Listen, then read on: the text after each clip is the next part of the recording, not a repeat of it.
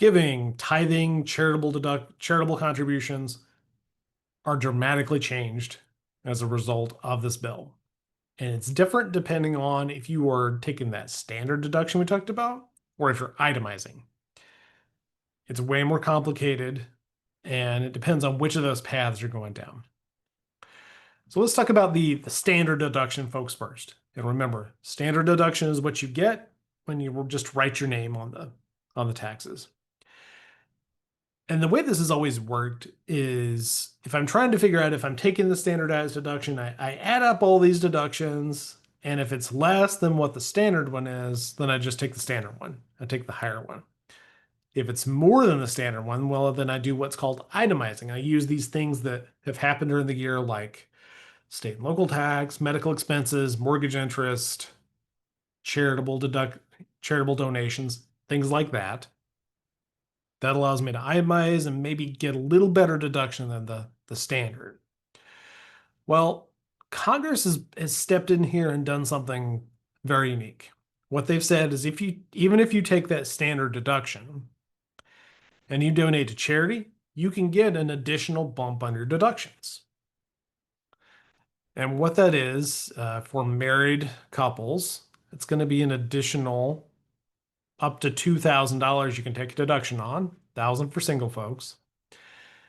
So even if you take that standardized one, you can still get another bump on this. That's a huge benefit. That could be a big change for a lot of folks. Now this one phases in a little bit differently. It does not go into effect for 2025. The charitable rules for 2025 are not going to change, but for 2026, this goes into effect. So something to keep in mind. Now, for the other side of the coin, the folks who are the itemizers, it gets way more complicated. This is where that floor and ceiling I mentioned comes into play. This is one of those cases. There has long been a ceiling on how much you could give and take as a tax benefit in a given year. And the idea behind that is so that somebody like Bill Gates is not able to write a check that's so much that he's able to not pay any taxes. If you're talking about what we call cash contributions, where you're just donating cash or writing a check, that's a ceiling of around 60% of your income. That's always been the case for a long time. That continues to be the case. The ceiling remains intact. What's new is there's a floor that's in place so that you have to donate at least a certain amount to get a deduction. And what that is it's the first 0.5% of your income.